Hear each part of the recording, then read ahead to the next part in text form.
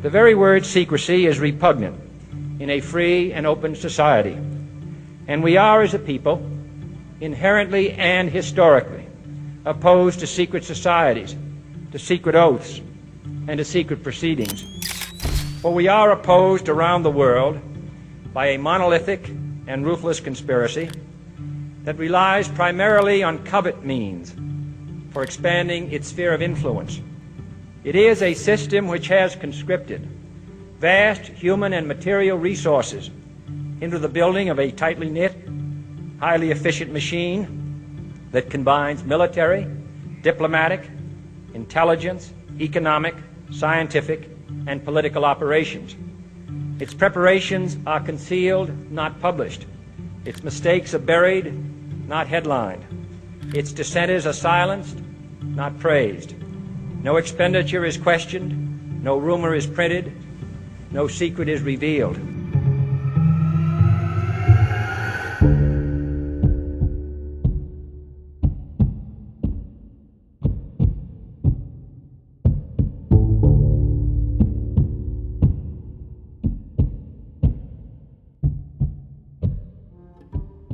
Machiavelli is one of the greatest political philosophers of all time. His work, The Discorsi, would advocate for a self-governing republic and highlight that living under a monarch with absolute rule was akin to slavery, providing the political underpinnings for both the English and American revolutions. But Machiavelli's other work, The Prince, would have a far more sinister influence. A guidebook to rulers on how to gain and consolidate power.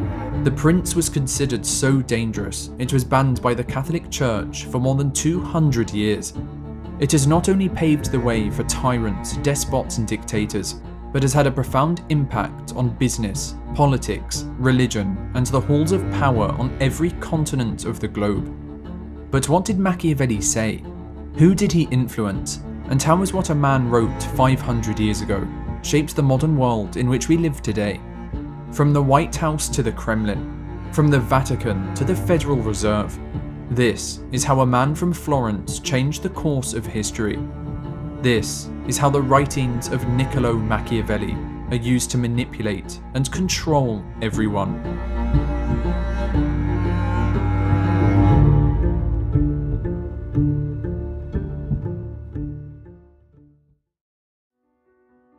In 1469, Niccolo Machiavelli was born in Florence. The son of a lawyer, he was not born into a family of great wealth, nor one of poverty, but a family that prioritized a classical education, with Machiavelli being trained in what was known at the time as Studia Humanitatis, or in English, the studies of humanity. At the age of 7, he would begin learning Latin, followed by grammar, rhetoric, and poetry, with their education considered complete when one had learnt ancient history and moral philosophy. It was commonly believed that these subjects would best prepare someone for public life. As Cicero had once said, these disciplines nurture the values we principally need in order to serve our country well. And luckily for Machiavelli, that time would come sooner than expected. 500 years ago, Italy was not the same as it is today. It was not one unified country, but rather a collection of independent city-states, each with its own ruler and government. The Pope ruled Rome, the Medici's Florence, and the Sforza family Milan, all competing and waging war against each other for power and influence. It was in 1434 that the Medici family had established their rule over Florence, with their expertise in banking and commerce, transforming the city into an economic powerhouse. In 1469, the same year Machiavelli was born, Lorenzo de' Medici came to power, with his family renowned for being keen financiers of Florentine culture, using their immense wealth to fund artists such as Michelangelo, Botticelli, and Da Vinci. But although the Medicis were great patrons of the Italian Renaissance, Lorenzo was accused of being a tyrant whose greed, corruption, and immorality defied the teachings of the Christian Church. He would later die in 1492, and just 2 years later, King Charles VIII of France invaded Italy. The Medici family, who had ruled Florence for 60 years, would now lose their grip on power, with the Florentine people supported by the French, driving them out of the city. Florence then established a great council, composed of thousands of men from the region's noble families. From these men, a small group were elected, and they in turn would appoint others to help run the city. The Florentine Republic was born. With many positions within the Republic needing to be filled, Machiavelli's name was put forward, with it being likely that his intelligence and drive were noticed by the Great Council. And so, in 1498, at the age of just 29, and with no prior diplomatic experience, Machiavelli was elected to Secretary of the Second Chancery, a position that had to coordinate all the correspondence and relations with regard to Florence's territorial possessions. Shortly afterwards, he was also appointed to Secretary to the Ten of War, the committee responsible for all the foreign and diplomatic relations of the Republic. In this position, Machiavelli could be called upon to travel on behalf of the Ten, negotiating with potential allies, gathering information, and aiding the Ten's ambassadors by writing up detailed reports on foreign affairs and sending them home to Florence. For the next 14 years, Machiavelli would be sent on various important missions across the European continent, where he would travel to numerous states, representing Florence's interests and getting to see for himself how power really operated behind closed doors. For his first mission, Machiavelli would visit Caterina Sforza, the Countess of Imola and Forli, before being sent for 6 months to the court of Louis XII, the King of France. He was next sent to observe Cesare Borgia, the Duke of Romagna and Captain General of the Papal Army, who, with the support of the French, would conquer large portions of northern Italy. In 1506, Machiavelli would visit the new Pope, Julius II, making extensive notes on his character and leadership, and a year later would be sent on his last mission, to the court of the Holy Roman Emperor, Maximilian I. It would be these diplomatic experiences, coupled with lessons from Greek and Roman history, that would provide Machiavelli with the material needed to write The Prince, a collection of notes and lessons he had observed regarding statecraft, leadership, and manipulation. Far from the Christian ideals of modesty and temperance of the time, The Prince would delve behind the curtains and highlight the true mechanisms and tactics rulers use to gain, consolidate, and exercise power. The Prince would not be published during Machiavelli's lifetime, with it being only 5 years after his death in 1532 that the first printed copies of the book were distributed. Some would call it the work of Satan's finger, and others a handbook for tyrants, with William Shakespeare in the early 1600s using the term Machiavel to refer to a cunning and scheming person. But over time, some would begin to see the Prince in a different light, that it described the world as it really operates, with the French philosopher Rousseau believing its contents were a service to the public, exposing and allowing them to observe the secret tactics of tyrants. English philosopher Francis Bacon stated that we are much beholden to Machiavel and others that write what men do and not what they ought to do. But perhaps the Prince's impact is stated best by author Tim Parks. Machiavelli's little book was a constant threat. It reminded people that power is always up for grabs, always a question of what can be taken by force or treachery, and always, despite all protests to the contrary, the prime concern of any ruler. But for one ruler in particular, Machiavelli's words would have a profound impact, one that would not only change the course of history, but would result in the death and subjugation of tens of millions of people.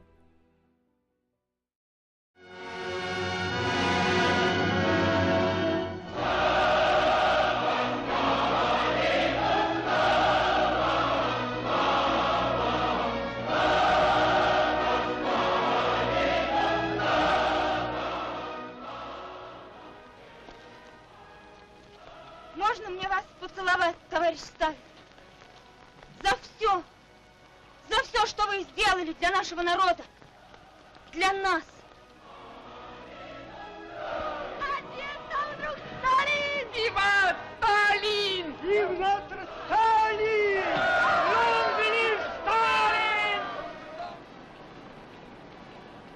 Мира и счастья всем вам, друзья мои!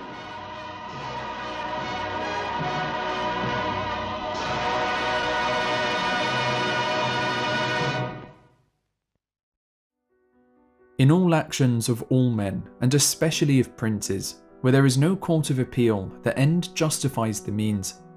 Perhaps no man in history has taken these words more seriously than Joseph Stalin, who was known to annotate his own copy of the Prince.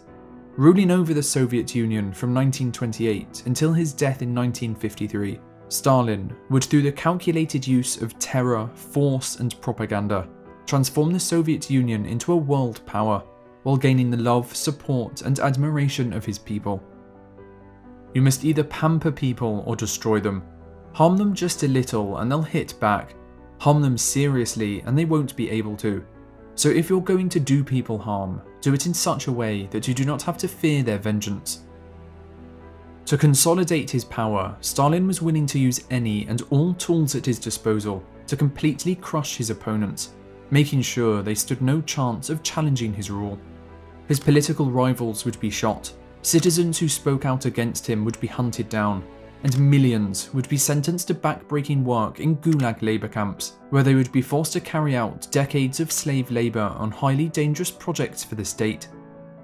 In 1937, Stalin would take these measures to the extreme, launching the Great Terror, a campaign to rid society of his rivals and anyone who displeased him. Lasting for a year and a half, the Great Terror would spread fear across the entire country, with over 1,500 people being killed each day.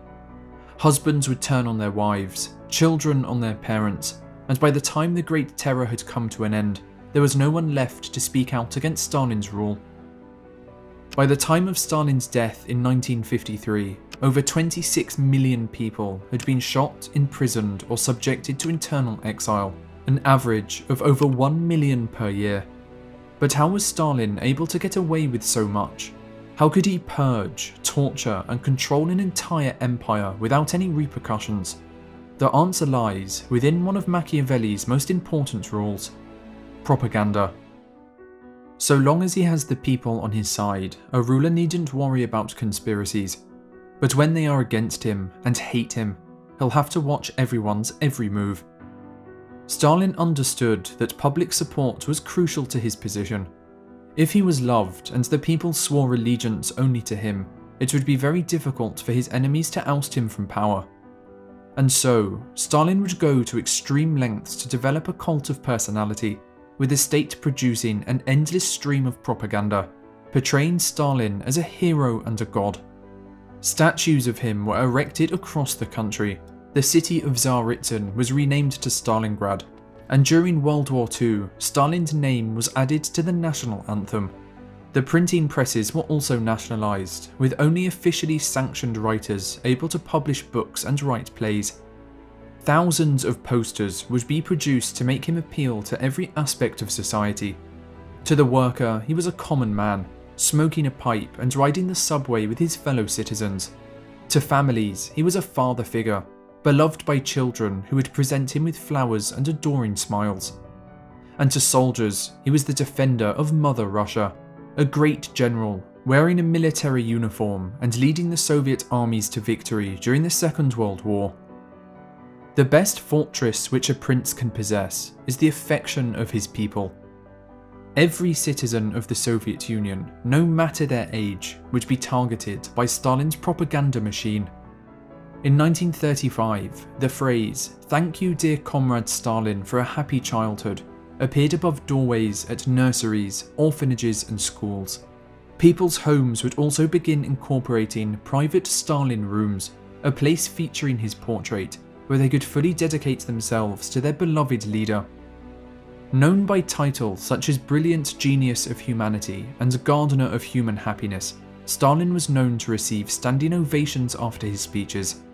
Most would last upwards of 15 minutes, with the secret police carefully watching the crowd and arresting the first person to stop applauding, a crime punishable by 10 years of hard labour in the Gulag. With complete control over the information his citizens received, Stalin's cult of personality would be extremely effective, with him being loved by the general population, many of whom believed the country would completely collapse without him. Stalin's death would see a massive outpouring of grief, with citizens from across the empire travelling to Moscow to pay their respect. Even prisoners in the Gulag, many of whom Stalin had sent there himself, are known to have wept at the news of his passing.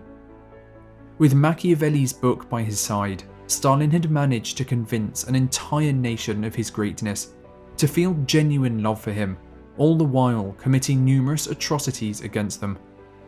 But it's not just those in the past that use Machiavelli's teachings, for politicians in the present are just as duplicitous.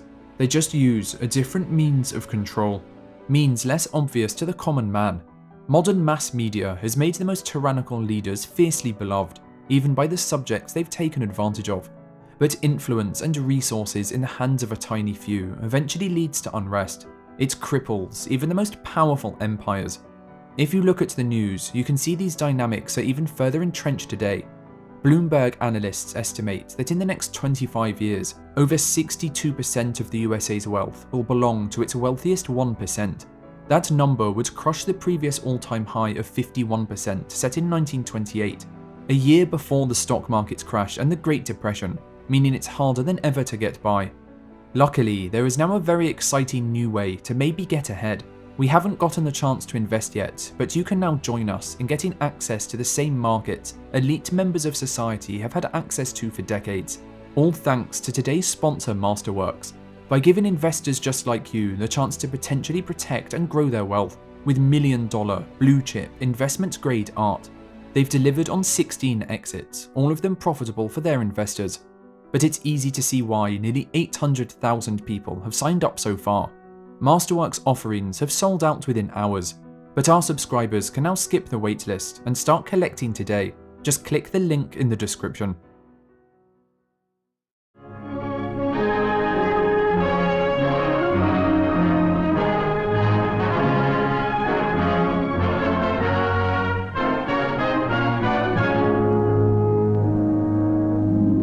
Perhaps I can help you, Chuck.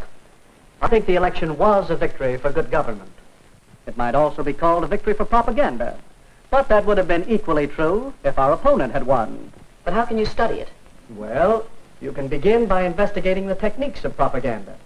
You'll find that the purpose of most propaganda is to persuade people to believe something, to do something, or to buy something. I find it interesting, and there's plenty to study. Here I have just a few of the many books on the subject. Hitler and Nazi Germany had a campaign of propaganda that ran over many years.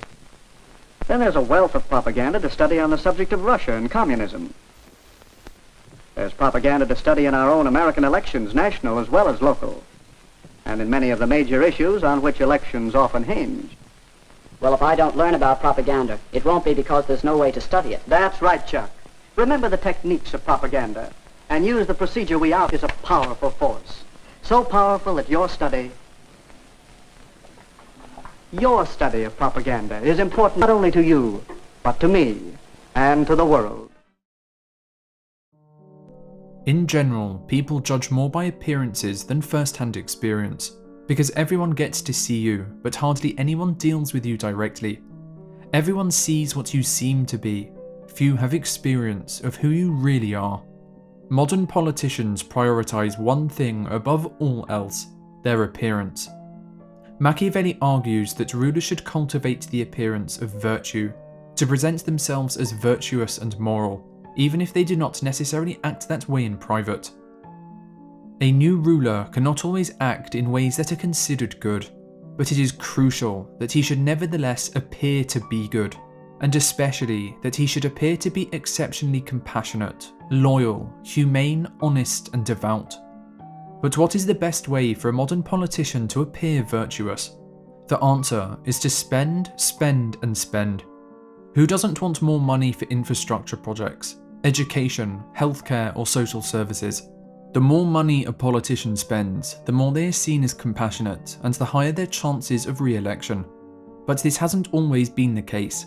Historically, this way of appealing to the masses has always ended in disaster, and looks a little something like this. A ruler comes to power and embarks on a large amount of spending on public projects. The people are pleased and happy with the many benefits they receive from the government. Their taxes are then raised to pay for the spending. They then begin to hate the leader, and then the leader is removed from power. As Machiavelli argues, generosity is self-defeating. The more you spend, the more you will need to tax, and the more you tax, the more you will be hated. Above all, he mustn't seize other people's property. A man will sooner forget the death of his father than the loss of his inheritance. But modern politicians have found a sneaky and deceiving way around this, a way most people are completely unaware of, something called inflation tax. Have you ever wondered why things used to be so much cheaper? In 1971, a new house cost $25,000, and the average rent was only $150 per month. A movie ticket would cost $1.50, eggs 45 cents per dozen, and gasoline would set you back a whopping 40 cents per gallon at the pump. Even a Harvard education would cost you just $2,600 for a full year of tuition. So why are things so much more expensive today? The answer is simple. The government prints money as much as they like in unlimited amounts. The more they print, the less the money is worth, and as a result, the prices of goods and services goes up. But you might be asking yourself a question. How are they able to print so much money?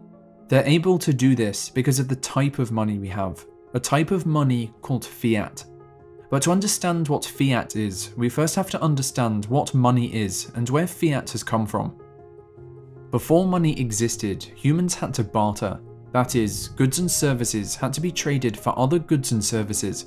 A cow for a sheep, an apple for an orange. But this system was incredibly inefficient, and not everyone wanted what you had to trade.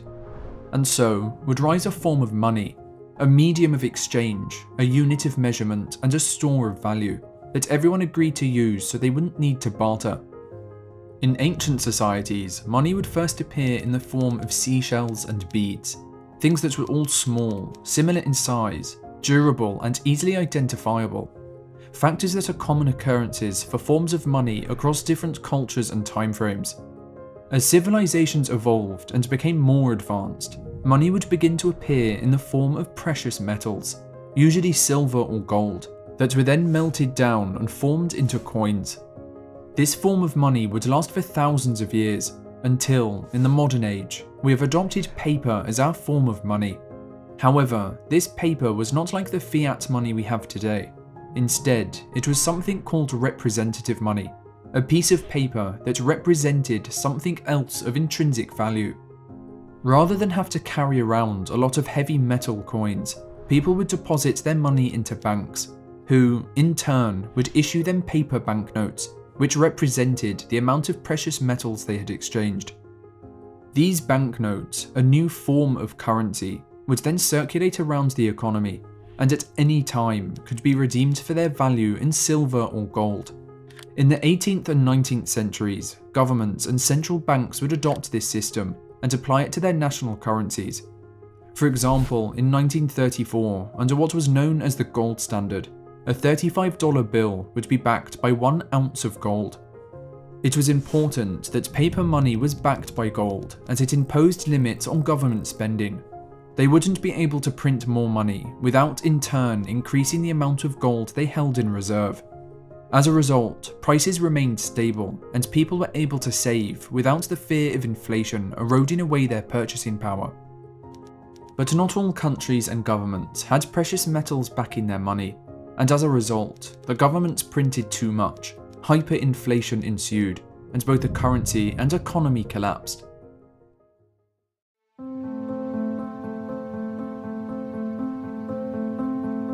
Before the Great War, Germany was a wealthy nation, with its currency backed by gold. They were a world leader in manufacturing, with unrivaled expertise in optics, chemicals, and machinery.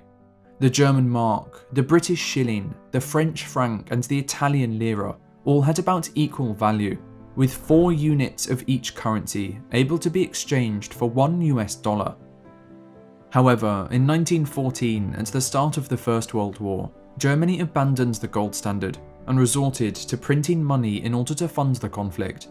But this policy worked to no avail, and by the end of the war in 1918, Germany was surrounded, its allies were defeated, with inflation beginning to take a toll on the population, prices having doubled since the start of the conflict. As a result, Germany was forced to surrender, and 7 months later in 1919, they signed the Treaty of Versailles, which named Germany as solely responsible for the outbreak of the war, and demanded that huge reparations be paid to the Allied forces. The Germans would refer to this agreement as the Article of Shame.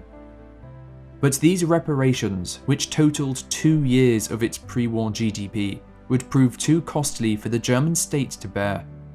Resources would soon begin to be stripped and taken from their country as forms of repayment, including goods produced in factories, their livestock and raw materials such as lumber, iron and coal. As these assets flowed out of the country, the state would resort to printing vast quantities of money in order to pay the workers and finance government expenditure.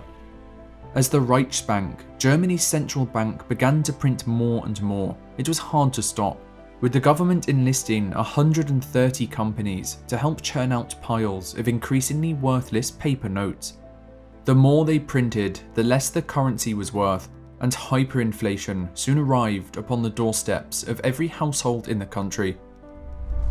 Do you remember that 4 German marks in 1913 were around $1? Well, the government printed so much money that by the end of 1923, it wouldn't cost 4 or 40 or even 400 marks to purchase $1, but instead 4.2 billion.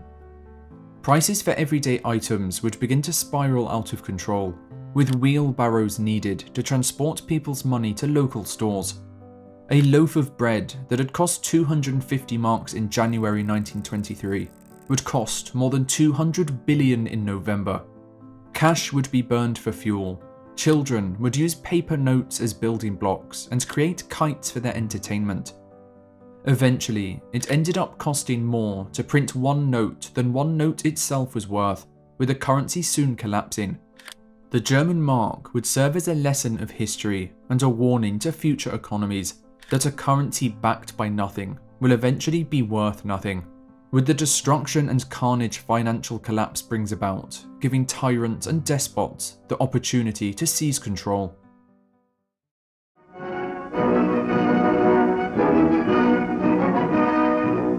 At Bretton Woods, New Hampshire, delegates from 44 allied and associate countries arrived for the opening of the United Nations Monetary and Financial Conference. After the Second World War, the United States had emerged as a financial superpower, having accumulated over 80% of the world's gold supply. And so, they would sought to position themselves as the leader of a new global monetary system, one that would promote peace and stability, that would help prevent the outbreak of another war. To negotiate this new system, 44 nations from around the globe would travel to Bretton Woods in New Hampshire, where they would all mutually agree upon a new framework by which the world's currencies were exchanged and valued. Under this new system, nations, instead of pegging their currencies to gold, as had been done under the gold standard, would instead peg their currencies to the US dollar, which, in turn, was pegged to gold at $35 per ounce. The world was effectively back on the gold standard. Countries could trade their currencies for US dollars, which then could be exchanged for gold.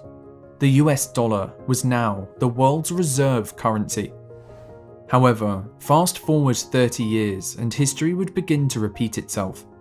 Much like the Romans, the Chinese, the Spanish, the British, the Germans, and all rulers and governments that have come before, the United States fell into the same trap.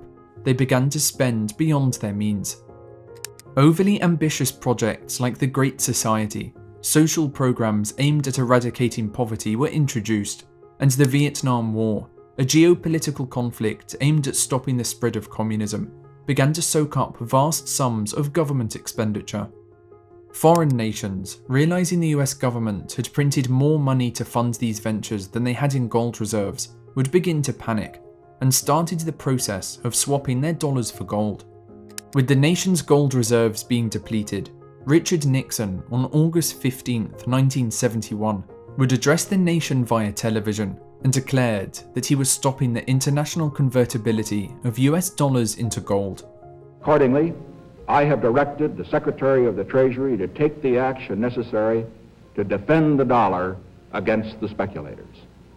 I have directed Secretary Connally to suspend temporarily the convertibility of the dollar into gold or other reserve assets, except in amounts and conditions determined to be in the interest of monetary stability and in the best interest of the United States.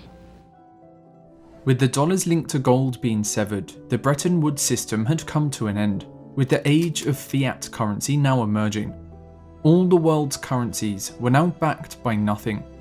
What would result is one of the greatest heists in history, an act of deception so big that even Machiavelli would look on with astonishment. No longer would governments around the world have to raise excess funds via taxes, something Machiavelli had warned against. Instead, they were now free to print as much money as they wished.